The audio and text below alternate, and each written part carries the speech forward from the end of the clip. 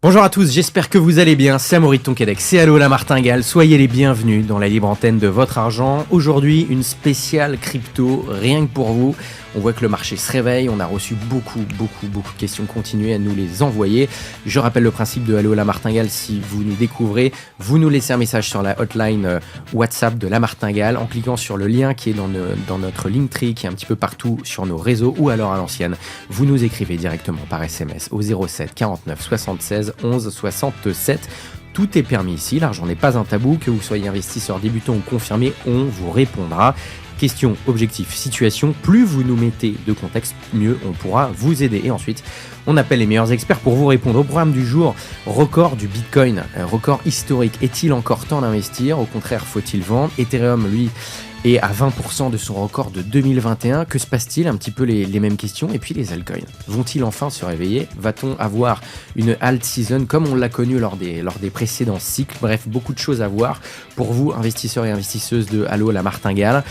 Pour vous répondre aujourd'hui, je n'ai pas convié n'importe qui. Presque 10 ans dans la crypto. Et la dernière fois qu'on s'est retrouvés ensemble sur un plateau, eh bien, c'était au moment du halving, le 19 avril 2024, très précisément. Le Bitcoin valait alors 63 000 $. On se disait justement qu'à cette époque, c'était au moment du halving, il ne se passait pas forcément grand-chose et que c'était que après souvent que la hausse intervenait, plusieurs mois après. Et là, la prophétie s'est donc réalisée. Bitcoin a doublé de valeur depuis. Salut Thibaut Boutroux. Salut Amaury, comment ça va ? Ça va et toi ? Nickel, merci pour l'invitation. Non, mais avec grand plaisir, ça me fait très plaisir d'être là avec toi. Tu es COO et cofondateur de Meria. Meria que tu as cofondé il y a 8 ans, notamment avec Asher, Owen Simona, qu'on salue. Est-ce que tu peux nous dire 2-3 petits mots de Meria, ce que fait Meria aujourd'hui pour ceux qui ne connaîtraient pas la plateforme ? Plateforme d'investissement, globalement spécialisée dans les cryptos, à destination des particuliers et des professionnels. On accompagne des gens qui souhaitent passer le pas sur les cryptos depuis maintenant presque 8 ans. Ok, très clair. Donc, plateforme d'investissement. Et avant, ça s'appelait Just Mining. Vous vendiez des machines de minage. Exactement. Et maintenant, depuis, c'est un peu plus compliqué de miner en France. C'est différent. Pas forcément plus compliqué, mais c'est différent. Oui. C'est différent. Et donc, vous avez pivoté. Et maintenant, vous êtes une plateforme d'investissement crypto. Je propose qu'on rentre tout de suite dans le vif du sujet. On va prendre les questions que vous nous avez envoyées. On va commencer avec une première question de Thomas. On va écouter Thomas. Salut l'équipe de la Martingale, merci pour ce que vous faites déjà. J'ai une question qui est tout à fait d'actualité pour aujourd'hui. Demain ou plus tard, j'ai investi régulièrement en DCA sur Ethereum et Bitcoin cette dernière année. Généralement, quand ça monte un peu trop haut à mon goût, ou que je sens que ça devient dangereux, je sors. Là, j'avoue, il y a pas mal de rumeurs comme quoi ça pourrait encore augmenter, etc. Bref, ma question... qu'est-ce que je fais ? Je sors, je prends mes gains, tout ou partie, ou est-ce que je continue mon DCA, ou juste je bouge pas et j'attends. Voilà, j'attends vos réponses avec impatience. Merci beaucoup. Merci beaucoup Thomas. Effectivement, question d'actualité et tu n'es pas seul à te la poser parce que je pense effectivement qu'il y en a beaucoup qui se posent cette question en ce moment. Je pense que Thibaut reçoit aussi beaucoup cette question aujourd'hui. Vous êtes nombreux à nous l'avoir posée. Donc merci Thomas. Thibaut, on a plein de choses à voir dans cette émission, mais je propose qu'on fasse un petit peu un ordre. Si tu le veux bien, on peut commencer par traiter le cas Bitcoin. Le cas Bitcoin, la reine des cryptos. Tu m'arrêtes si j'ai une bêtise, mais voilà, pour ceux qui débarqueraient un petit peu dans l'univers crypto, il y a Bitcoin et les altcoins. Bitcoin vraiment assimilable à de l'or numérique, vraiment qui est comparable vraiment à une matière première. Et tout le reste, ça s'apparente plus à comme des sociétés cotées en bourse. Voilà, une petite société cotée en bourse, on peut vulgariser tout à fait. Grossièrement. Et il se trouve que Bitcoin est sur des records historiques. Il y a quelques jours, il a passé les 123 000 $, ce qui est quand même assez fou. Il y a beaucoup. Il y a 2 ans, il était à 16 000 $ à peu près. C'est quoi, 2 ans ou un peu plus de 2 ans ?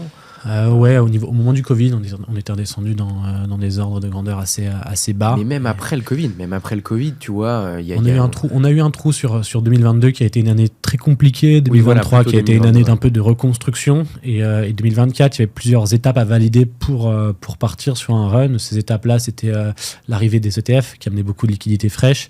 Il y avait le halving qui était forcément très, très regardé, qui a un peu cette étape un peu psychologique aussi pour les investisseurs, au-delà de l'équation mathématique qui fait qu'on a une rarification de Bitcoin qui se met en place. Maintenant, la division par deux, elle a de moins en moins d'impact d'un point de vue mathématique, mais par contre, elle a un beaucoup plus gros impact psychologique chez les investisseurs.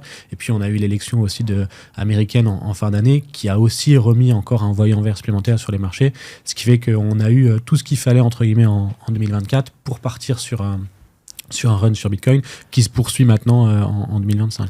Voilà, c'est ça. Si on peut résumer un petit peu tout ça, c'est que les investisseurs crypto qui sont un petit peu chevronnés, ceux qui sont dans le marché depuis plusieurs années, attendaient tous ce qu'on appelle un bull run, une hausse du marché de crypto dans son ensemble, là, cette année. Ça s'est passé pour Bitcoin, c'est en train de se passer pour Bitcoin, mais pas forcément pour toutes les autres cryptos dont on parlera juste après. Mais pour l'instant, Thibaut, voilà, pour des gens, le cas de Thomas, qui a investi dans du Bitcoin là depuis un certain temps, plusieurs années, on a Bitcoin sur des records, je l'ai dit, on a touché les 123 000 $. Un investisseur aujourd'hui, qu'est-ce qu'il doit faire? Est-ce qu'il doit continuer à en acheter? Est-ce qu'au contraire, il doit vendre? Comment est-ce qu'on se positionne là quand on a des nouveaux records sur Bitcoin, et sachant qu'il y a quand même pas mal d'investisseurs qui sont en gain? A priori, là, on peut être que en gain vu qu'on touche des records. En fait, ce qui est hyper compliqué dans ces périodes-là, c'est qu'il y a beaucoup de bruit. Donc, effectivement, on retrouve cette phase d'euphorie. C'est de nouveau très commenté. Bitcoin est de nouveau partout. Et donc, ça crée aussi cette émulsion et ce truc de FOMO qui fait que, évidemment, on a l'impression que ça ne peut pas s'arrêter. Et c'est pour ça qu'on dit toujours que quand on investit, et que ce soit dans les cryptos ou ailleurs, c'est important de définir une stratégie et de définir aussi des objectifs et potentiellement des points de sortie dès le départ, qu'on peut potentiellement ajuster. Mais quand on prend ces décisions justement sur le coup de cette émotion, parce qu'on a vu ci, parce qu'on a sentiment, c'est souvent là où on prend les mauvaises décisions. Et dans les cryptos, c'est encore plus vrai qu'ailleurs parce qu'on a une volatilité qui est décuplée, et donc les émotions qui sont mises en jeu, elles sont aussi beaucoup plus prononcées. Donc la première étape, normalement, c'est d'abord de fixer ses points. Après, la réponse, elle peut être aussi différente par rapport à chacun. C'est-à-dire que si tu es dans une configuration où tu as besoin potentiellement de liquidité pour d'autres projets, on est sur des points hauts. C'est pas bête, surtout si tu es en bénéfice, de prendre des bénéfices. C'est jamais une mauvaise chose de prendre des bénéfices. Faut vraiment garder ça en tête.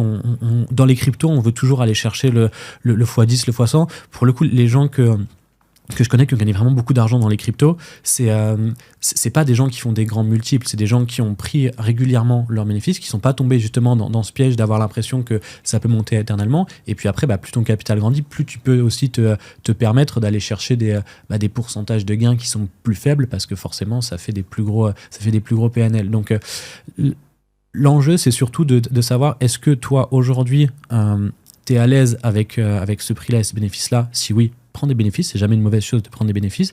Et après, ça dépend aussi dans quelle optique t'es. Parce que si tu te dis, écoute, moi, de toute manière, c'est dans mon patrimoine, j'ai pas prévu d'y toucher, j'ai pas besoin de cash à l'instant T, j'ai des grosses convictions sur Bitcoin à long terme, à ce moment-là, tu peux aussi rester positionné. Peut-être qu'on ira chercher plus bas, mais en fait, tu t'en fiches un petit peu, même si on corrige un petit peu. Si tu te dis, moi, je suis convaincu que demain, Bitcoin vaudra 500, vaudra 600, peu importe combien il vaudra, à ce moment-là, c'est pas déconnant de rester positionné. Tu vois, moi, typiquement, dans mon bag, j'ai les deux. J'ai une portion de mes bitcoins qui sont, quoi qu'il arrive, sur un ledger et que je ne touche pas. C'est ma retraite, c'est mon assurance vie, c'est ce qui me servira plus tard. Ceux-là, je ne les toucherai pas. Peu importe ce qui peut se passer, je suis totalement détaché émotionnellement du marché sur cela. Et après, j'en ai d'autres sur lesquels où je vais jouer la partie différente, où j'ai des points de sortie qui sont enclenchés. Donc c'est aussi une réponse il n'y a pas de réponse universelle à ça. C'est aussi très personnel par rapport à la situation de chacun. Mais il faut vraiment par contre garder en tête, et le marché crypto a fait beaucoup de mal à beaucoup de gens sur ça, c'est que c'est jamais, quoi qu'il arrive, une mauvaise idée de prendre des bénéfices, et il faut jamais regretter d'avoir pris des bénéfices. Effectivement, très clair, c'est hyper important de faire en fonction de votre profil, parce que la réponse ne sera pas la même suivant vos objectifs, suivant votre aversion au risque, suivant si vous avez besoin d'argent, de liquidité là, maintenant ou pas, votre horizon d'investissement, bref. Donc il faut évidemment vous poser toutes ces questions-là, et chaque réponse sera différente en fonction de vos cas. Maintenant, si on regarde le marché, c'est-à-dire que là on voit, je le répète, Bitcoin sur des records, quel est ton sentiment par rapport à ça? Jusqu'à maintenant, pour rappel, tu parlais un petit peu du halving, etc.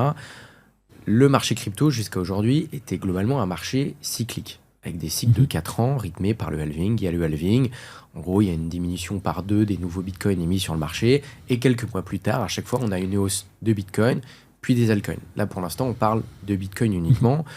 En termes de temporalité, j'ai l'impression que pour l'instant, dis-moi si je me trompe, j'ai l'impression que ça suit quand même assez les cycles précédents sur le bitcoin. Tout à fait. Ça s'apprécie. Maintenant, il y a une chose qu'il n'y avait pas avant les précédents cycles, et c'est les institutionnels qui sont de plus en plus présents. On parlera d'ailleurs, on a eu des questions sur les Bitcoin Treasury Company. On va vous répondre juste après, savoir si c'est un bon investissement ou non.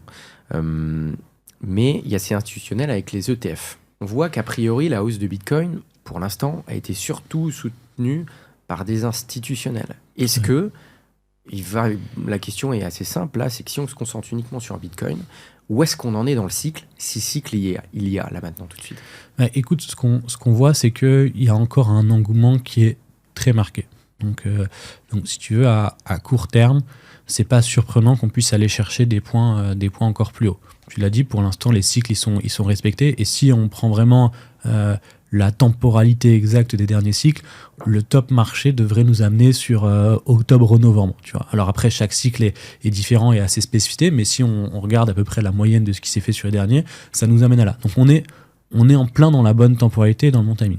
Par contre, à chaque fois, il y a des choses qui sont différentes. Et aujourd'hui, il y a aussi un point qui est très différent. Tu l'as dit, à cette institutionnalisation, mais il y a aussi aujourd'hui la place qu'a Bitcoin dans un monde géopolitique qui est quand même très instable. Donc il y a beaucoup de choses aujourd'hui sur lesquelles on a peu de visibilité à court terme et qui peuvent avoir des impacts qui sont considérables sur les marchés financiers.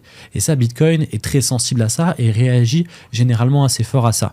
Donc il faut avoir en tête que même si on se dirige, à mon sens, vers une appréciation progressive du Bitcoin, cette appréciation, elle se fera forcément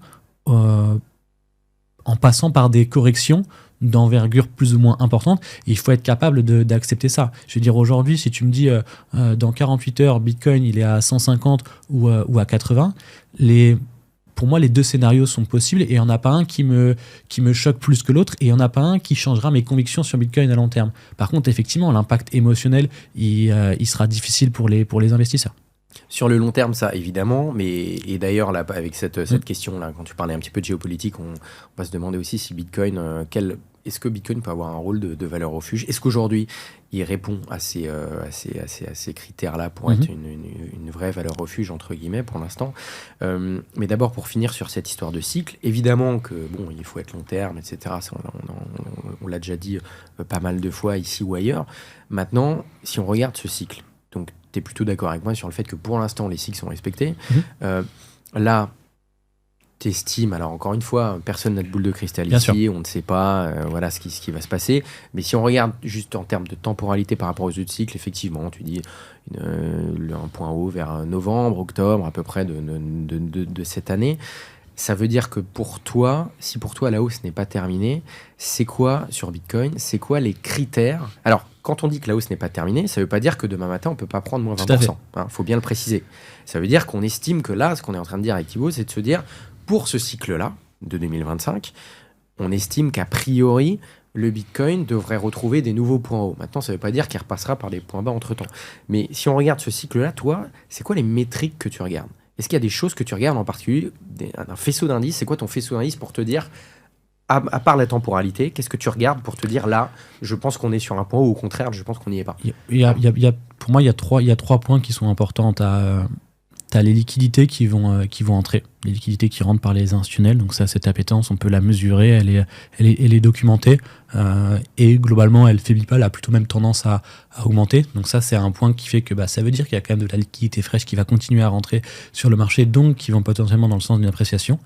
Il y a l'arrivée du retail. Ça, pour le coup, on commence à le retrouver là depuis quelques jours, quelques semaines, mais pendant longtemps, ça a été un vrai sujet aussi, tu vois. C'était que le retail n'était pas forcément présent et on avait une institutionnalisation des cryptos, mais qui se faisait presque au profit des particuliers. Et mine de rien, les particuliers servent aussi pas mal à réguler le marché. Donc c'est important qu'on ait les particuliers qui arrivent. Donc là, ça semble commencer à revenir, mais c'est un point, tu vois, qui est pour moi pas totalement vert. Et après, tu as aussi tout... t'as cet environnement géopolitique et tout le bruit qu'il y a autour. Plus il va y avoir d'incertitudes, forcément, plus les marchés risqués vont être pénalisés, entre guillemets. Donc, si on a une institution qui commence à réaugmenter avec des conflits entre certains États, forcément, ça va se faire au détriment des actifs à risque et les investisseurs vont instantanément se dérisquer et donc sortir du marché crypto. Peut-être se réexposer juste après, mais donc il y a ces critères-là qu'il faut avoir à l'esprit, et ça c'est un critère sur lequel c'est assez difficile d'avoir de la visibilité, mais aujourd'hui on est sur un marché où si tu veux comprendre un peu les cryptos, c'est quand même important d'avoir une vue d'ensemble des marchés, ce qui n'était pas forcément le cas avant. Et justement, pour cette question de valeur refuge, là tu viens de parler de géopolitique, tu viens de parler de conflits potentiels. Est-ce qu'aujourd'hui, Bitcoin, même si a priori il a été créé pour être décorrélé, aujourd'hui est-ce qu'il l'est réellement? Est-ce qu'aujourd'hui il peut avoir un rôle de valeur refuge? Alors il y a en termes de valeur refuge, pour moi c'est une valeur refuge potentiel, mais aujourd'hui il coche pas toutes les cases pour être valeur refuge parce qu'il est encore trop volatile, il est encore trop sensible à certaines actualités. Par contre, il coche pour moi les cases aujourd'hui d'une réserve de valeur, c'est-à-dire que Bitcoin aujourd'hui a la capacité à transporter la valeur dans le temps. Ça, il le fait très bien. Sur le peu de track record qu'on a, globalement, il l'a plutôt très bien fait depuis son historique. Sur la partie valeur refuge, je pense qu'on pourra en parler, mais il faut encore beaucoup plus de temps pour qu'on tende vers ça. Mais tu vois, justement, tous les États, toutes les entreprises qui sont en train d'intégrer Bitcoin dans leur trésorerie, ce genre de choses, tout ça tend aussi vers ça. C'est des Bitcoins qui n'ont pas forcément vocation à être très mobiles et ils le prennent aussi pour créer ça, pour avoir cette réserve d'or numérique à un moment stratégique. Donc, à mon avis, ça deviendra une valeur refuge. Aujourd'hui, ça coche pas encore toutes les cases pour l'être. Ok. Ethereum, Thomas aussi en a parlé dans son message. On est allé à peu près à 20-25% de son record historique de 2021. Ça s'est bien réveillé, parce que je vois que ça râlait beaucoup sur Ethereum. Si on avait fait la même mission il y a un mois, on n'aurait pas le même discours. Non mais ça râlait complètement. Tout le monde disait mais attends, c'est quoi ce truc, ça bouge pas. Bref, beaucoup d'investisseurs ont été déçus. Je parle du cours. Là, on parle que des cours, on parle pas de la techno qu'il y a derrière. Au niveau des cours, c'est vrai que ça s'est un petit peu traîné. Il y a eu un décalage par rapport à la hausse du Bitcoin, alors que souvent Bitcoin entraîne Ethereum dans son sillage. Ça s'est pas tellement passé comme ça. Ouais. D'autant plus qu'il y a quasiment un an maintenant, on a eu des ETF Ethereum qui n'ont eu quasiment très peu d'impact, honnêtement, en tout cas au moment de leur sortie. Ouais, tout à fait. Et là, on a un réveil des cours. Qu'est-ce qui se passe? Pourquoi est-ce qu'il y a un réveil d'Ethereum aujourd'hui qui, je le rappelle, est quand même à 20% de son plus haut historique? Ouais. Alors ouais, effectivement, Ethereum n'a pas suivi, c'est en ça où on dit que chaque cycle est différent historiquement. Dans les cycles, on a une prise de valeur de Bitcoin et après la prise de valeur, elle va se ruisseler sur les autres altcoins. Étant donné que c'est des institutionnels qui sont rentrés pour Bitcoin et sur la narrative de Bitcoin parce qu'ils comprenaient la valeur ajoutée de Bitcoin et ils n'ont pas forcément regardé le reste du marché, ça n'a pas ruisselé. Donc effectivement, on a eu un retard qui a été pris sur les alts, qui est petit à petit en train d'être rattrapé là sur les dernières semaines, derniers mois pour certains. Et effectivement, Ethereum en dauphin a été pas mal chahuté parce que le cours avait du mal à se apprécier. Ça a ouvert la porte à de nombreux débats. Donc on a des éternels convaincus, on en a des beaucoup plus sceptiques. La particularité d'Ethereum, quelque chose que moi j'aime bien, mais qui est propre à moi, c'est que ils ont une feuille de route technique qui les amène à un endroit. Et ils se tiennent à cette feuille de route. Ils font pas de détour. Les narratives en fait et toute la spéculation qu'il peut avoir autour des cryptos, tout le bruit qu'il peut y avoir, ils vont pas utiliser ça pour créer une hype autour du token et pour le pousser à s'apprécier. Tu vois, ils vont pas aller chercher les mêmes coins, ça arrive, ça arrive. On s'en fiche. Nous, on fait notre truc. Ils restent dans leur ligne. Ils n'écoutent pas le bruit ambiant. Ce qui est intéressant parce que du coup, ils sont forts dans la collection. Par contre, faut pas se mentir. Et parfois, quand on a d'autres actifs qui réalisent, c'est pas eux, forcément, ça agace les investisseurs. Et en fait, ceux que ça agace, c'est surtout des gens qui ont parié sur eux. Et à un moment donné, quand on voit que le marché bouge et qu'eux bougent pas, qu'est-ce que vous faites, quoi? Et donc, il y a eu beaucoup de remaniement interne. Ça reprend petit à petit. La reprise, elle est aussi corrélée à un phénomène qui est en place en fait depuis un moment. C'est quand on parle d'institutionnalisation, c'est vrai qu'on a tendance à entendre les entreprises qui investissent de plus en plus dans Bitcoin. Mais en fait, dans l'institutionnalisation, il y a aussi le fait que les entreprises adoptent de plus en plus la techno, font de plus en plus de choses et on commence vraiment à avoir une des usages et une matérialisation de comment la blockchain et comment les cryptos peuvent s'intégrer dans le monde traditionnel, comment ça peut changer certains rails ou autres. Et Ethereum est une architecture fantastique pour ça. Et donc, on commence à avoir des choses sur lesquelles les institutionnels sont de plus en plus éduqués, comprennent de plus en plus, et donc comprennent de plus en plus aussi l'intérêt que peut avoir Ether pour eux. Et donc aussi, ça recrée forcément un peu d'émulsion autour du token. Là où c'est compliqué, et il y a des théories hyper intéressantes sur ça, c'est certains disent, oui, mais du coup, étant donné que Ethereum, sa valeur, elle est sur la partie architecture, est-ce que le token a vocation à s'impresser dans le temps? Et là, on n'a pas de track record, en fait, sur ce genre de choses. Alors, il y a des parallèles qui sont pris, qu'on peut entendre ou pas, mais ça ouvre la porte à certains doutes parfois, qui fait que c'est pour ça qu'aussi quand on parle de crypto, il faut vraiment parler de crypto avec un S, parce que tu peux pas vraiment comparer Bitcoin et Ethereum, tu compares deux choses qui sont vraiment différentes. Alors oui, c'est des cryptos, mais c'est des cryptos qui ont des valeurs ajoutées, qui ont des propositions de valeur qui sont totalement différentes, et donc même d'un point de vue investissement, on doit les approcher différemment. Évidemment, et puis justement, on en parlera peut-être un peu tout à l'heure quand on va parler des altcoins. Il y a évidemment plein de cryptos sur lesquels on se pose la question de l'utilité du token qu'il y a derrière. Effectivement, le projet est bon, mais est-ce qu'il y a vraiment besoin d'un token? La majorité des cryptos, il n'y aurait pas forcément besoin voilà, d'un token. C'est ça. Et donc justement, on en parlera après. Il y a certainement des choses un petit peu à dire là-dessus. Un petit tour rapide là-dessus. Est-ce que la hausse d'Ethereum n'est pas due aussi à une grosse news quand même qu'on a eu en fin de semaine dernière du côté des États-Unis? 3 lois qui ont été votées et c'est un tournant majeur pour la régulation crypto aux États-Unis qui, ça y est, retournent un petit peu leur veste après avoir eu des années et des mois compliqués où c'était quasiment anti-crypto. Là, dans les faits, il y a vraiment des choses qui se passent aux États-Unis. Est-ce que la hausse d'Ethereum n'aurait pas pu être portée aussi un peu par ça? La hausse d'Ethereum est comme celle du marché, elle est liée aussi à toute cette émulsion. Effectivement, on a eu beaucoup de bonnes nouvelles ces derniers jours, ces dernières semaines sur le marché crypto. On n'a pas eu de mauvaises nouvelles surtout, et on a eu un contexte géopolitique qui s'est à peu près calmé, ou en tout cas, on a une espèce de stabilité depuis quelques semaines.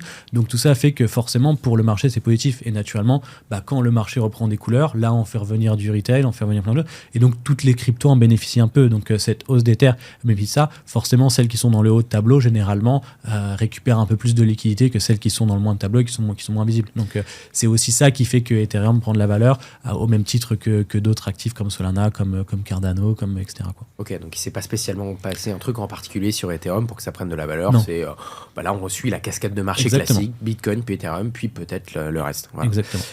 Pour finir, toi, sur Ethereum, tu es positif sur la proposition de valeur d'Ethereum par rapport au marché crypto? Est-ce que tu es positif sur cet écosystème-là et donc sur le token Ethereum? Est-ce que tu penses que sur le long terme, c'est quelque chose qui, par le conditionnel évidemment, pourrait s'apprécier?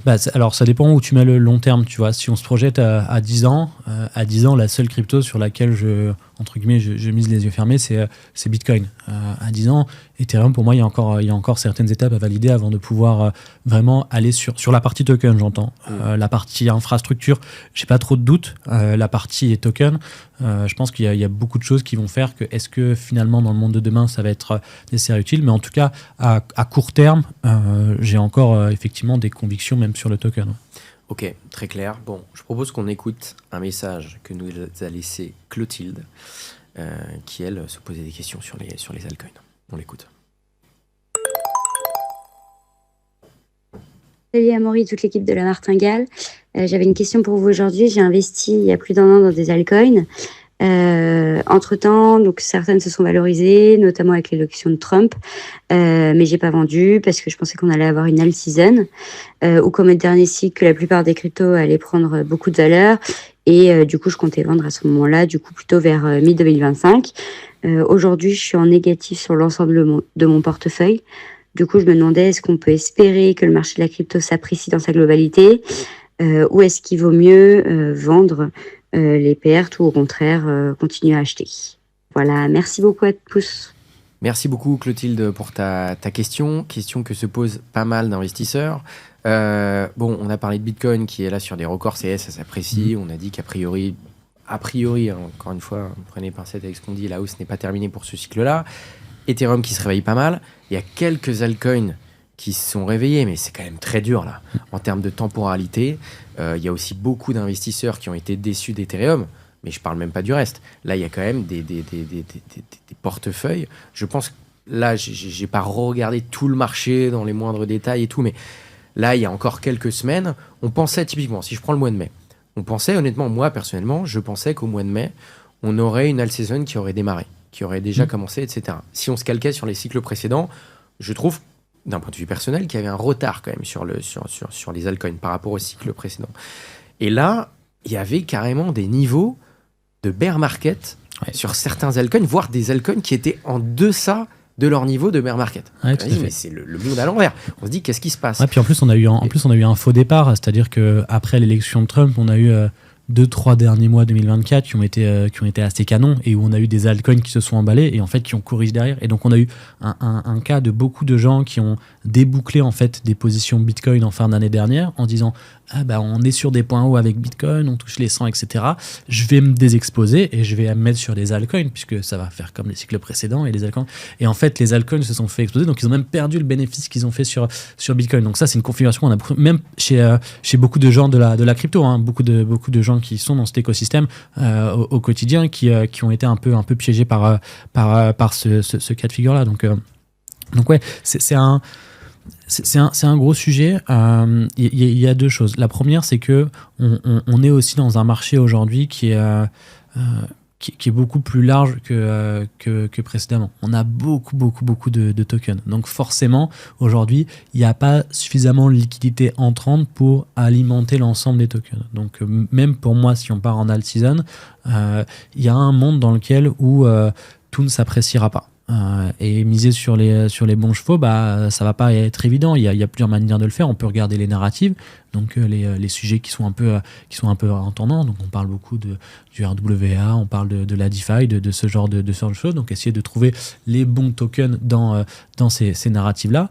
On est aussi dans une configuration qui est même extrêmement compliquée pour les projets. C'est que quand on entre dans cette phase d'euphorie, le bruit est presque plus important que les fondations. C'est-à-dire que les gens sont dans cette optique de FOMO, ils ont tendance un peu à se précipiter, et donc on va sur des cryptos qui vont faire plus de bruit que les autres, et donc on crée un cercle un peu vicieux où si tu veux créer de la hype sur ton token, la tech est presque pas important. En fait, ce qu'il faut faire, c'est faire du bruit, c'est faire du bon market ou autre. Sauf que pour les projets qui se sont fait massacrer pendant les 3 dernières années, certains, ils ont un peu moins de cash pour faire du marketing. Et donc, c'est plus compliqué. Et leur tech, et s'ils font des trucs tech, on s'en fiche. Là, ceux qui rentrent dans la crypto maintenant, ils rentrent parce que c'est la folie, parce qu'ils veulent faire du bénéfice sur du court terme. Et donc, ça a créé un truc qui augmente finalement les niveaux de spéculation et qui fait que on peut faire des bons coups sur le très court terme. Par contre, on peut se faire aussi exploser sur du très court terme. Bon, et ça, c'est compliqué. Pour toi, si on n'a pas d'all season là, c'est parce qu'il y a plus de cash pour le marketing. Il y a plus de. Non, c'est parce non, mais je dis ça. Non, mais je rigole. Non, mais je dis ça en rigolant. Mais en fait, là, ce que je trouve un peu particulier, tu vois, c'est que il y a quand même des investisseurs. C'est-à-dire que, en fait, ceux qui se sont fait massacrer, je pense. Alors, tu me diras parce que toi, tu as des données que j'ai pas forcément via les plateformes. Je pense que, à l'instant où on se parle, je pense qu'il n'y a pas eu tellement de nouveaux entrants dans le marché. Non, c'est ça. Il y en a eu, mais pas beaucoup. Pas tant. Et les gens qui se sont fait massacrer, c'est des gens qui ont connu déjà au moins un cycle. Ouais. Et ça, c'est particulier. Parce qu'en général, dans les cycles d'avant, tu connais un cycle, t'apprends, puis après, tu sais un peu surfer la vague et tu te débrouilles. Voilà. Là, ce qui est assez particulier, c'est qu'il y a des gens, je caricature, mais qui ont fait leur course pendant le bear market, en essayant de se positionner sur les bonnes narratives, sur les tokens qui avaient une certaine valeur ajoutée, en tout cas selon eux, etc. Tu parlais d'IA, de tokenisation d'actifs réels, de DeFi, de bref, ce que vous voulez. Mais en tout cas, il y a des gens qui ont quand même choisi des tokens, qui sont pas juste débarqués un petit peu par hasard, en se disant, là, je suis sur un point bas de marché, j'estime que on est sur un bon moment et que derrière, ça va monter. Ça ne montera pas forcément 10 ans, mais je veux surfer la vague de l'alt season qui arrive. Effectivement, on a eu en fin d'année dernière une sorte de Trump trade, en sachant que Trump, a priori, devrait arriver et tout, mais ça sur tous les marchés globalement. Et après, ça s'est un peu cassé la figure au moment de l'investisseur de Trump. Alors, est-ce qu'il y a eu une sorte de sell the news sur les marchés? Certainement. Il y en a eu un sur les marchés traditionnels, il y en a eu un peu sur le marché crypto, puis après, il y a eu tous les tarifs qui sont arrivés, les droits de douane qu'il a mis en place, qui ont cassé un petit peu tous les marchés. La bourse américaine a vraiment pris cher aussi. Donc, c'est pas que les cryptos. Mais là, il se trouve que du coup, il y a plein de gens qui ont pas... Clotilde nous a dit ça. Elle a dit, moi, j'étais en profit. J'ai pas vendu parce que je pensais que... Oui, je savais que ça secouerait un petit peu, que ça serait volatile, mais je pensais que ça monterait. Et puis là, on se retrouve quand même si ça se réveille un peu sur des trucs où, on sait pas. Tu vois, donc selon toi, premier truc, pour toi, il y a trop de tokens aujourd'hui, donc peut-être que tout montera pas en même temps.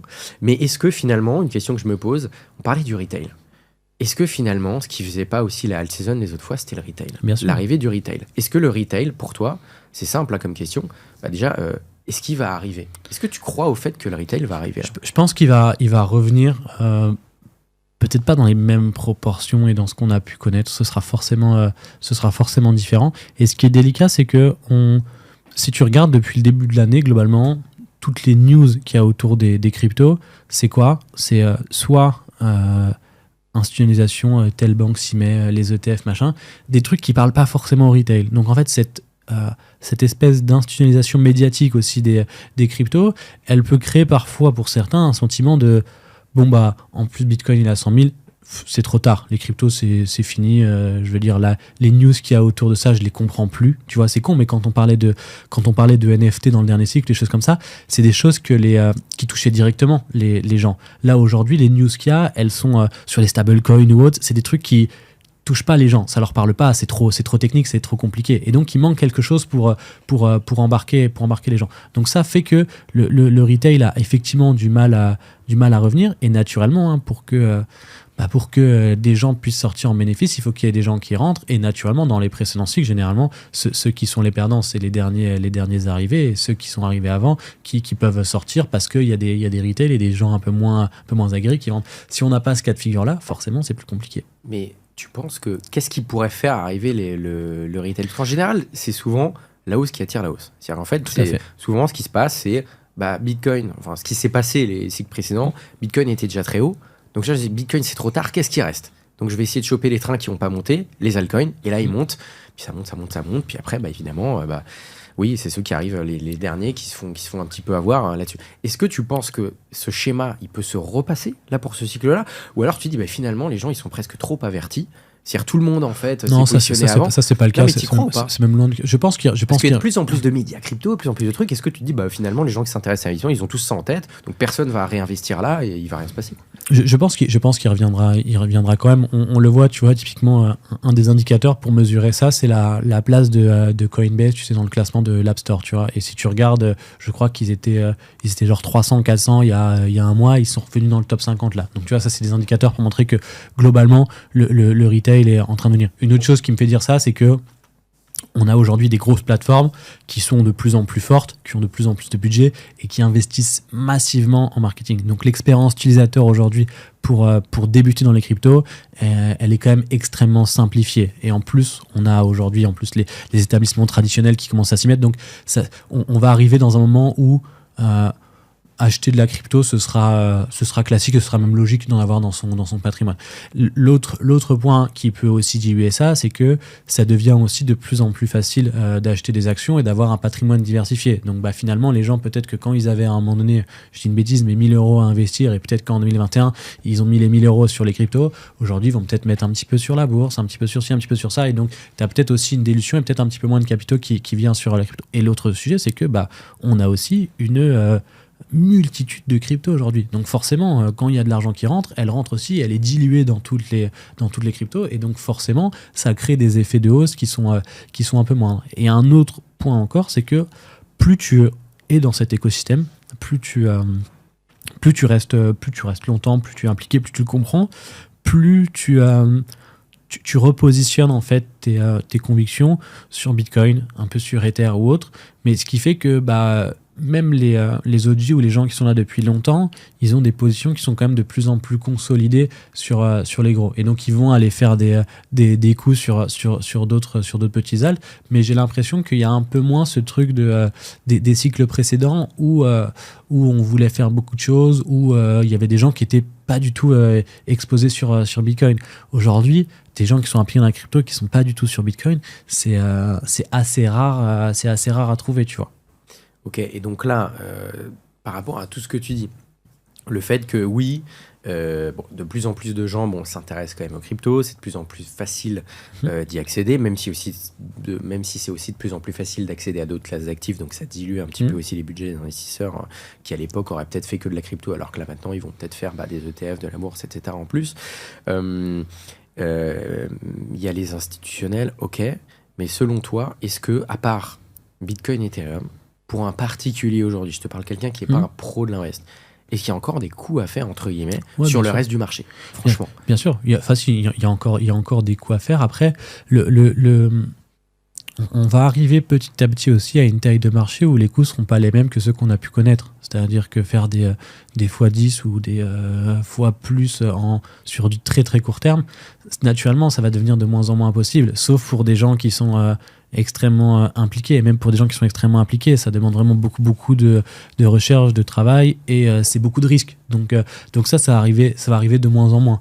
Mais la réalité, c'est que si ton potentiel, c'est 1 x 2, la réalité, c'est qu'un x2 sur les marchés financiers, on l'a banalisé dans les cryptos, mais c'est déjà une performance qui est clairement non négligeable, tu vois. Donc, on associe encore des niveaux de performance attendus dans les cryptos à quelque chose qui va devenir de moins en moins la norme. Je veux dire, on a atteint aussi un seuil d'adoption qui fait que, forcément, aujourd'hui, tu vas plus faire un x100 sur Bitcoin. C'est sûr que celui qui est rentré en 2017, il a fait plus de pertes. C'était pas le même risque de rentrer en 2017, donc il a pris des risques à un moment donné où toi, t'as pas forcément été capable de les prendre, ou t'avais pas forcément ce qu'il fallait pour les prendre. Donc, c'est aussi logique qu'ils soient récompensés en proportion. Et encore, on l'a dit, il y en a beaucoup qui sont rentrés tôt, qui se sont fait aussi casser les dents. Donc, il y a encore des coups. Un des meilleurs exemples, c'est le token Hype, tu vois, qui est sorti il n'y a pas longtemps, qui a un airdrop astronomique. Aujourd'hui, qui est dans, je ne sais pas exactement il est où dans le classement, mais il doit être dans le top 50, top 40 des cryptos. Il est valorisé, aujourd'hui, le token, il vaut, je crois, à 40-45$. Il est sorti en décembre à même pas $3, je crois, tu vois. Donc tu vois, il y a encore des coûts qui sont possibles. Mais naturellement, il ne faut pas s'attendre à... Il y a aussi ce biais où on a l'impression que dans les cryptos, tu peux jamais regarder, jamais te renseigner et venir et faire un coup comme ça. Tu peux, mais tu peux aller au casino et faire un coup comme ça, tu vois. Ça peut arriver, mais ça reste... Il y a des cycles, en fait, il y a des cycles où c'était le cas. Il y a des cycles où les gens se faisaient piéger. C'est-à-dire qu'en fait, ils arrivaient... Et tout était dans le vert, ils investissaient sur n'importe quoi, ça montait, ils faisaient des multiples, ils se prenaient pour des génies, et après, il y avait des problèmes. Mais là, t'as l'air... En gros, ton pari, là, c'est que alt season, oui, il y en aura une, mais elle sera plus sage, et elle sera plus concentrée. Je pense, ouais. Et là, aujourd'hui... Après, plus sage, il faut remettre en perspective. Tu regardes, franchement, même ceux qui sont rentrés en début d'année, il y a les performances, elles sont quand même intéressantes, tu vois. Alors oui, on n'est pas sur les mêmes performances qu'on a pu connaître sur 2021 ou autre, mais je pense pas qu'on est non plus au top du cycle. Donc c'est ça. Et la réalité, c'est que je pense qu'on prend aussi un peu moins de risques dans le sens où, à part si on va sur des actifs vraiment exotiques, on est à une taille de marché où ça sera plus rare, je pense, si tu sélectionnes bien tes cryptos, de te faire... divisé par 10, divisé par 100, tu vois. Chose qui était aussi possible sur les précédents cycles. Donc ça, on va arriver aussi à une taille de marché où, je veux dire, à part certains projets où tu vas voir que le projet, il est en train de mourir, mais tu le sauras assez vite, là où on a encore, où à l'époque, on a certains projets qui arrivaient à entretenir le truc sur plus longtemps. Et là, aujourd'hui, quelqu'un qui débarque un petit peu sur le marché, qui veut faire, qui a déjà fait Bitcoin et Ethereum, qui se dit, moi, je vais essayer de faire des coups, entre guillemets, vraiment sur des altcoins. Je pose la question parce que c'est une question qu'on va te poser, qu'on pose sûr. Aussi, quel conseil tu pourrais lui donner? Là, typiquement, le hype, aujourd'hui, là, si tu voulais retrouver le hype là, qui pourrait arriver là, dans les mois qui viennent, comment tu le chercherais? Non, mais tu vois, c'est une question...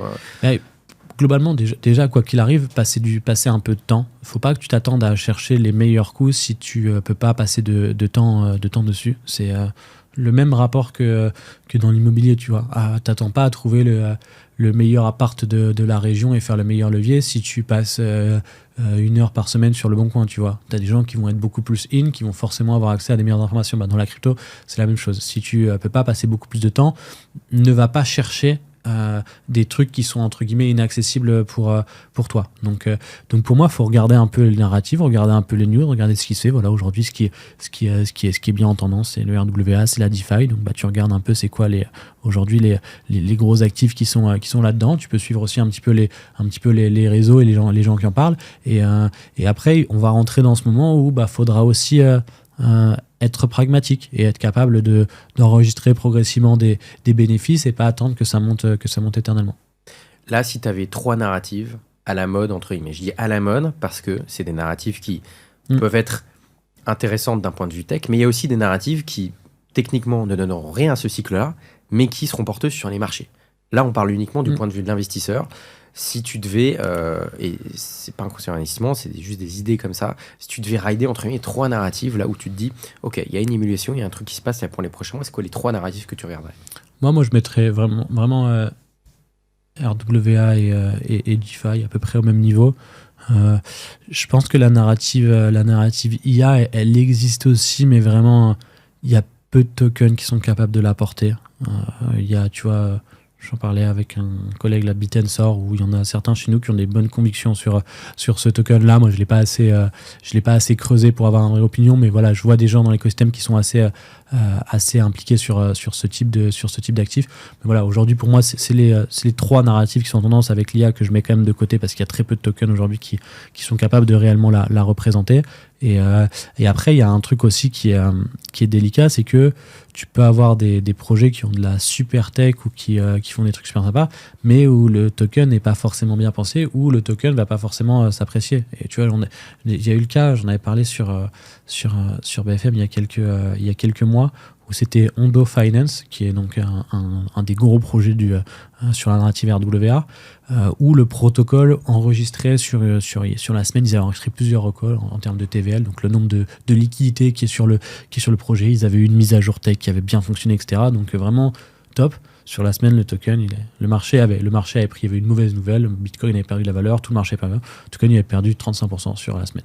Oui, ils faisaient pas des choses avec BlackRock en plus. Ils font des choses avec BlackRock, ils font des choses avec beaucoup d'institutionnels. Ils ont signé des trucs avec JP Morgan, je crois qu'il y a d'autres banques aussi qui sont en train de travailler dessus. Donc ils font beaucoup de choses, mais donc des fois tu as aussi l'infrastructure et toutes les news qu'il peut y avoir autour d'un projet qui va se décorréler du token. Donc c'est ça qui est toujours un peu délicat dans ce marché-là, quoi. Mais c'est horrible parce que c'est pour ça que j'ai mis à la mode entre guillemets tout à l'heure. Parce qu'en fait, c'est parce que il y a des super projets ou des super narratives qui au final ne donneront rien financièrement parlant, et tu as des choses pas très utiles qui vont donner des résultats financièrement.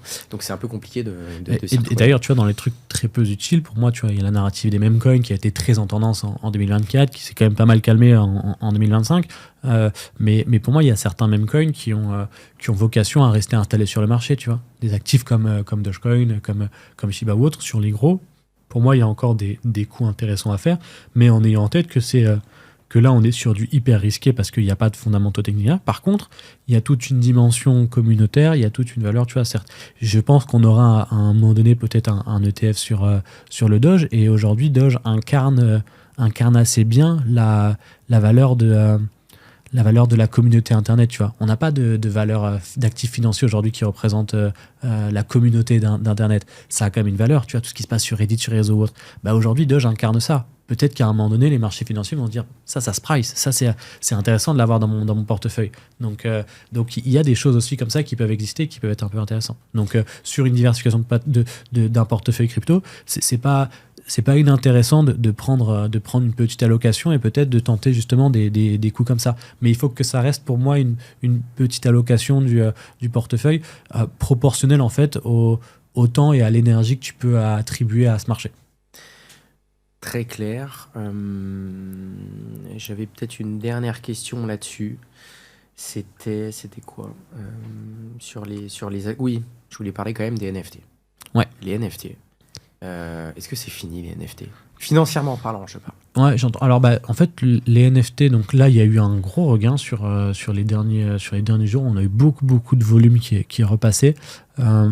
Pour moi, sur les NFT, tu vas avoir un peu le même rapport que dans la crypto, mais à une échelle encore plus poussée au paroxysme. C'est-à-dire que les collections historiques, les grosses collections, les Penguins, les CryptoPunk ou autres, pour moi, ça aura toujours de la valeur. Peut-être pas les tops, je sais même pas si on est sur les tops de marché sur ces trucs, je suis un peu plus décroché du marché NFT, mais tu as ces collections historiques qui aujourd'hui sont culturellement ancrées dans la crypto et donc auront pour moi toujours de la valeur pour certaines personnes.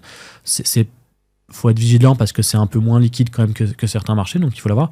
Par contre, après, effectivement, les NFT, comme on a pu le connaître dans l'état de 2021, je pense pas que ça reviendra. On a fait un peu le tour de ça. Il y aura toujours peut-être des coups qui vont se faire à droite à gauche, mais ce sera par rapport à la proportion NFT, ce sera mieux. Et tu le vois, un gros exemple avec Sorare. Tu regardes aujourd'hui ceux qui étaient sur Sorare, qui ont acheté des cartes ou autres. Moi, j'en fais partie. Aujourd'hui, ça vaut pas zéro, mais ça vaut quasiment ce que j'ai envoyé sur des cartes, où il y a un moment donné où j'ai acheté des cartes à 500, à 1000 $, et aujourd'hui, ces cartes-là valent littéralement entre 0 et 5 $, tu vois. Tu peux les recevoir physiquement, tes cartes ou même pas. Non, tu peux pas les recevoir. Après, tu deviens le NFT. Bon, c'est assez rigolo. Ça fait un souvenir. Ça fait un souvenir. Voilà. Peut-être que justement, on pourra dire dans quelques années, maintenant, je mise sur ça. Ça va se repriser. Ça se trouve, il y aura un truc, dans 20 ans, il y aura un narratif sur les dead tokens ou les NFT. Enfin, on sait pas. Je sais pas. On sait pas. Ouais. C'est pas le pari que je prendrais le plus aujourd'hui, tu vois. Ne m'écoutez pas. On avait une dernière question de Frédéric, parce que c'est intéressant. Pour investir en crypto, soit on peut acheter directement des cryptos, soit on peut maintenant s'exposer via des ETF, soit le nouveau truc, c'est que, qui est un peu nouveau en cycle, on en parlait tout à l'heure, c'est qu'il y a des entreprises qui se mettent à acheter du Bitcoin. Ouais. Et souvent des entreprises cotées. Et c'est intéressant parce que leur prix devient indexé au prix de la crypto qu'ils vont acheter, principalement en Bitcoin. Donc on va écouter la question de Frédéric, qui a une question à nous poser par rapport à The Blockchain Group. On l'écoute. Bonjour à Martingale, voilà, je réitère une question que j'avais déjà posée, notamment par rapport aux cryptos. Je me suis positionné sur mon PEA sur une treasury company, donc The Blockchain Group, avec qui j'ai fait une très belle plus-value. Donc j'ai pu ressortir ma plus-value pour la sécuriser et de laisser ma mise de départ justement sur cette action. Maintenant, la question est de savoir, il y a une grosse expansion sur ces treasury companies, The Blockchain Group me paraissant être le leader. Avoir votre avis, est-ce que c'est une bulle spéculative ou un bon moyen à long terme d'investir dans de la crypto par un intermédiaire? Voilà. Bonne journée. Merci beaucoup Frédéric pour ta question. Effectivement, du côté des États-Unis, la première, la plus connue, c'est MicroStrategy, qui est carrément, je ne sais plus combien ils ont de Bitcoin, mais ils en ont énormément. Ouais. Et c'est largement la première entreprise au monde. De très très très loin. De très très très loin. Et effectivement, c'est carrément devenu un ETF Bitcoin. Voilà. Et la grosse différence entre MicroStrategy et les autres, c'est que MicroStrategy, c'est quand même un plan qu'ils ont engagé il y a maintenant un certain nombre d'années. Et donc, du coup, ils ont un prix d'acquisition moyen Bitcoin qui est quand même beaucoup plus bas que ce qu'on voit aujourd'hui. Je crois que le coût moyen sur MicroStrategy, je crois que ça doit être entre 70 et 75. On est dans ces ordres de grandeur-là. Donc on peut se dire, avant de retoucher ce prix-là, on a quand même un peu de marge. Là où beaucoup qui se lancent aujourd'hui vont quand même avoir un coût d'acquisition qui est beaucoup plus. Blockchain Group, je sais pas à combien il est. Je crois qu'il est autour de 90, quelque chose comme ça. Mais peut-être j'ai une bêtise, donc ça à vérifier. Donc il y a forcément, on entre dans un truc où forcément c'est la mode. Moi, j'ai encore reçu 2 SMS cette semaine de gens qui me disent, écoute, voilà, j'ai une coquille vide à la bourse de Francfort, une Euronext. Si tu as des gens qui sont chauds à faire une Bitcoin Treasury Company, ou même Solana, ou même XRP, donc on entre dans ce truc où il y en a qui le font pour les mauvaises raisons. Et parce que forcément ça crée de la hype, parce que ceux qui l'ont fait au début, ils ont vu leur action, le cours de leur action qui s'est envolé. Là, la personne qui pose la question a eu le très bon réflexe, elle a été très pragmatique, elle a fait un beau bénéfice, elle est sortie, elle a laissé sa mise de départ. Écoute, voilà, maintenant advienne qui pourra, si ça prend de la valeur, c'est top, mais en tout cas il a sécurisé son bénéfice, c'est la bonne approche. Il va y avoir forcément, je pense, de la casse sur ce truc-là. À quel horizon de temps? Difficile à dire. Il y en a qui prennent des diversifications aujourd'hui sur certains actifs. Aujourd'hui, Bitcoin, si on dit qu'à long terme ça va s'apprécier, bon, pourquoi pas. Donc le cours de l'action pourra toujours être tenu. En tout cas, l'entreprise aura toujours de la liquidité derrière. Mais ceux qui le font sur d'autres actifs, le pari est quand même beaucoup plus risqué. Donc après, par contre, s'il est payant, bravo. Hein. Franchement, il faut être capable de le prendre. Donc il y a un risque qui est quand même plus important, mais Mais effectivement, je pense pas qu'on retrouvera les mêmes prises de valeur que pour les premières, pour ceux qui vont le faire maintenant, parce que forcément, ils prennent moins de risques aussi que ceux qui vont arriver là. Et donc, il faut être vigilant à cette hype-là qui effectivement, pour avoir d'ailleurs, il y avait pas mal d'alertes sur ces trucs-là. Je crois que c'était Standard qui avait fait une étude sur ça en disant que justement ils avaient donné les prix moyens d'acquisition c'était aux États-Unis de toutes les bitcoins en disant attention parce que là si on a un retournement tout ceux-là ils sont cuits quoi. Donc et on sait que sur la crypto genre, on a quand même une volatilité qui est assez forte. Ce que je disais tout à l'heure, aujourd'hui on est à 120, franchement demain on peut être à 150 mais demain on peut être aussi à 80 donc si on redescend bas forcément on peut avoir des mauvaises surprises. Donc, est-ce que finalement, une manière un petit peu de se protéger, entre guillemets, de ça, pour être sûr que les gens vraiment connaissent, ce marché, ceux qui le font, et pour éviter le risque, il y a un risque aussi, c'est tout simplement que on est indexé au marché crypto. Donc notre valorisation en bourse, elle va l'être. En tout cas, celles qui l'ont fait, ça l'a été. C'est-à-dire que MicroStrategy, ça a baissé quand Bitcoin a baissé, ça monte quand Bitcoin monte. En gros, pour l'instant, en tout cas. Il se trouve que, donc du coup, ça veut dire que maintenant, si une boîte en achète maintenant, ça veut dire que tant que le Bitcoin monte, ça va peut-être monter. Par contre, si Bitcoin se met à baisser, ça va peut-être baisser. Mais est-ce qu'une manière de se protéger pour acheter dans les bonnes boîtes qui le font au bon moment, est-ce que ce serait pas de regarder les boîtes qui le font quand le prix est bas ? C'est-à-dire peut-être, est-ce que ça peut être un moyen quand même de réduire les risques ? Forcément, tu réduis les risques, mais là, ce qui fonctionne, c'est que tu as toute cette hype et donc du coup, tu as une prise de valeur importante de l'action au moment où c'est annoncé dans les jours qui suivent. Donc en fait, tu vas chercher ce delta supplémentaire parce que sinon, expose-toi juste à Bitcoin, tu vois. En fait, ce que tu vas chercher, c'est que tu vas avoir une prise de performance qui est beaucoup plus... avec l'effet d'annonce, quoi. Exactement, qui est beaucoup plus important. Donc c'est ça que les gens vont chercher, ceux qui s'exposent à ça. Donc si tu te positionnes quand il est plus bas et quand c'est, entre guillemets, plus intéressant financièrement pour la compagnie, ça veut dire que tu as aussi moins de hype sur le marché, donc tu as moins potentiellement de hype sur l'action, en tout cas à court terme.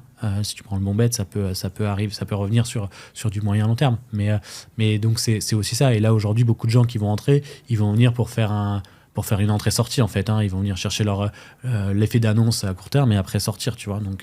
Donc on va rentrer sur de l'extrême spéculation et forcément là-dedans il y aura de la casse. Ouais, ok. Donc, se méfier de ça. Maintenant, commencer à se méfier. Ou alors les cryptos, Treasury Company, évidemment. Ouais, mais ça veut pas dire qu'il n'y a pas de coût à faire, tu vois. Justement, on peut prendre, mais il faut garder que c'est avec un risque proportionné parce qu'on arrive dans ce truc où maintenant, il y en a beaucoup qui l'ont fait. Maintenant, donc forcément, il y en a de plus en plus aussi. Il y en a d'autres qui vont arriver, donc toutes ne fonctionneront pas. Thibaut, pour finir cette émission, j'ai 2 questions cash à te poser. La première... c'est l'investissement un petit peu casino. Ceci n'est pas un conscient investissement. Tu as une somme d'argent dont tu n'as pas besoin, qui n'est pas celle de tes clients. C'est pas un conseil en investissement. Mais là, si tu avais un pari à faire, un pari spéculatif, c'est-à-dire là, quelque chose dans lequel tu voudrais aller, ou simplement, tu sais que tu peux gagner beaucoup, mais tu peux perdre aussi beaucoup. Si tu avais un pari à faire, là, dans quoi tu irais ? Difficile à dire, c'est vrai que celle-ci je l'ai pas. Enfin, moi j'irais vraiment sur comme je t'ai dit, tu prends une nouvelle narrative et tu vas chercher un peu un projet qui émerge à peine dans une de ces narratives là en disant lui il peut tout péter. Ou alors tu vas sur des historiques qui sont bien en place et qui sont aujourd'hui loin de leur plus haut, même si c'est pas forcément qu'il faut agir, mais en tout cas il n'y a pas eu beaucoup de hype. Tu vois, typiquement pour moi, alors là il a pris un peu de valeur sur les derniers jours, mais pour moi Doge on peut aller chercher un truc sympa s'il y a un emballement du marché. Donc voilà comment je raisonnerais sur du court terme, mais encore une fois avec une petite portion du capital pour essayer de voir et s'amuser, quoi. Évidemment, et peut-être sans forcément nommer un token en particulier. Là on a parlé de narrative qui t'intéressait un petit peu tout à l'heure. Là est-ce qu'il n'y a pas une narrative où tu te dis si j'avais un pari à faire, mais là on parle uniquement... emballement de valorisation potentielle. Là, on parle pas de tech forcément intéressante. Là, dans ce cycle-là, par rapport au moment où on en est, est-ce que tu te dis, si tu avais un pari à faire, encore une fois, c'est un pari, une narrative là qui pourrait sortir un petit peu du bois ou qui t'est un peu oublié, qui pourrait faire un comeback, tu parierais sur quoi ? Je pense que c'est sur la finance décentralisée où il y a le plus gros levier à faire parce qu'on est au moment où il y a un merge qui est en train de se faire avec la finance traditionnelle et quand ça va vraiment se mettre en place, il peut y avoir vraiment des gros volumes qui passent. Donc pour moi, c'est là où il y a des trucs intéressants à faire. Ok, très clair. Dernière question cash. T'es sur une île déserte, t'es en train d'enterrer un coffre dans le sable, tu vas aller le déterrer dans 10 ans. T'as pas accès à ce coffre entre-temps. Ouais. Quels actifs, tu peux en mettre plusieurs, tu mets à l'intérieur? Si je vais le déterrer dans 10 ans, je pense que je mets un bon 90% en Bitcoin. Et après, sur le 10%, je m'amuse un peu, je mets un peu des terres, un peu de sol, tu vois. Je diversifie un peu en me disant, les 3/4, ils vont mourir, mais peut-être qu'il y en a quelques-uns qui vont réussir à tenir la longueur, et donc ça pourra faire un truc sympa. Et par contre, si je pouvais ne pas mettre que de crypto, tu vois, pour revenir à ce qu'on disait mais avant, tu n'étais pas obligé. Ouais. je pense que je mettrais un peu d'action Coinbase, tu vois, ou un peu d'action Circle, parce que je pense que sur... Mais Circle, d'ailleurs, on n'en a pas parlé, mais c'est complètement fou, là, ce qui s'est passé. C'est un peu trop emballant. Tu vois, sur du court terme, je pense même que c'est un peu trop. Par contre, effectivement, les gens qui prennent le pari là, c'est parce qu'en fait, tu mises peut-être si on parle à 10 ans, 20 ans, si Coinbase prend la croissance, ou Circle prend la croissance des croissances qu'on peut prendre des Google ou des Amazon, même le prix là qui paraît cher, il est peut-être pas cher en fait. Donc si c'était pour déterrer dans 10 ans, peut-être que je mettrais un peu de ça aussi, quoi. Et ce qui est intéressant pour finir dans le business de Circle, c'est que sur du stablecoin, par rapport aux produits qu'ils proposent, ça peut être plutôt rentable dans un univers de taux élevés. Donc en fait, ça veut dire que en général, dans l'investissement, quand les taux sont bas, c'est favorable aux actifs risqués, donc aux cryptos. Et quand les taux sont hauts, les cryptos, c'est pas génial. Mais eux, dans leur business, en fait, ils seraient un peu corrélés aux deux. Ouais. C'est-à-dire, c'est une entreprise crypto, mais eux, ils devraient a priori faire du cash quand les taux sont élevés. Donc, quelque part, ça peut être aussi un pari potentiellement intéressant qui peut être un peu décorrélé. Alors après, à voir comment ça réagira dans les faits, on ne sait pas. La difficulté, elle est sur vraiment ce qui va se passer dans les années à venir, plus sur l'économie de manière globale. Et tu vois, il y avait... alors c'était pas Circle, mais c'était le fondateur de Tether qui avait dit dans une interview, et j'ai trouvé ça assez audacieux de le dire comme ça. Il disait aujourd'hui, tu vois, leur machine à cash, c'est l'USDT, donc c'est le plus gros stablecoin du marché, et il disait que en fait à terme l'USDT a vocation pour lui à pu exister, parce que à terme le dollar a vocation à plus avoir cette place dans le monde, tu vois. Donc on est encore très loin de ça, mais donc sur du très long terme, il y a aussi ça qu'il faut prendre en considération, quoi. Ok. Non, j'allais te dire, on n'a plus trop le temps là, mais j'allais te dire comment si tu avais des paris un peu à faire sur des boîtes cotées ou pas forcément. Enfin, aujourd'hui, dans l'écosystème crypto, c'est difficile quand même de miser sur le bon cheval aussi. Mais là, on parlait de tokens avant, mais même aussi sur les boîtes, il y a des... on l'a vu. T'as des critères, toi, un peu pour regarder ces boîtes-là, où tu te dis, là, je pense que c'est les mêmes critères que tu vas retrouver sur si tu fais du private equity ou si tu fais de l'investissement startup. Tu investis d'abord sur des gens avant d'investir sur un projet. Et après, effectivement, tu peux avoir de la tech, mais après, tu as les projets qui sont vraiment très, très pointus techniquement. Ils sortent du lot assez rapidement, et ils sont déjà entre les grosses mains assez rapidement. Donc si toi, à ton échelle d'investisseur, tu veux, c'est plutôt miser sur des gens, et il y a encore des bons coups à faire, mais tu vois, même sur des gros coups qui ont été faits, tu prends des Sorare ou autres, où c'est compliqué aujourd'hui. Il y a eu une telle des valorisations qui étaient tellement décorrélées du marché en 2020, 2021, etc., que aujourd'hui, même pour certaines boîtes qui ont levé beaucoup d'argent, c'est compliqué, parce que relever sur les valos de l'époque, c'est extrêmement compliqué. Donc toutes celles qui n'ont pas encore trouvé leur marché ou qui ne sont pas encore à maturité aujourd'hui, là, elles sont dans une situation délicate, parce que manque de cash, et parce que difficile de retrouver des gens qui veulent s'exposer à cette valo-là. Donc il va y avoir aussi, effectivement, je pense, potentiellement un peu de dégâts là, avec aussi des critères réglementaires qui s'intensifient et qui sont de plus en plus exigeants. Donc ça va être quand même plus compliqué de faire émerger des petites boîtes du néant sur des technologies comme ça. Mais c'est aussi signe qu'on arrive à une maturité. Donc c'est plutôt on peut le voir d'un côté un peu négatif, mais il y a aussi du positif là-dedans. Clairement. Positif. Très bon mot pour la fin. Merci beaucoup Thibaut, c'était trop cool. Merci à toi. Thibaut Boutroux, donc CEO et cofondateur de Meria. Merci d'avoir été avec nous. J'espère que ça vous a plu. N'hésitez pas à continuer à nous envoyer vos messages. Je le répète, la conversation est dans le lien WhatsApp est dans notre Linktree. Donc continuez à nous envoyer vos questions sur les cryptos et même sur les autres classes d'actifs. Mais surtout, prenez le contrôle de votre argent.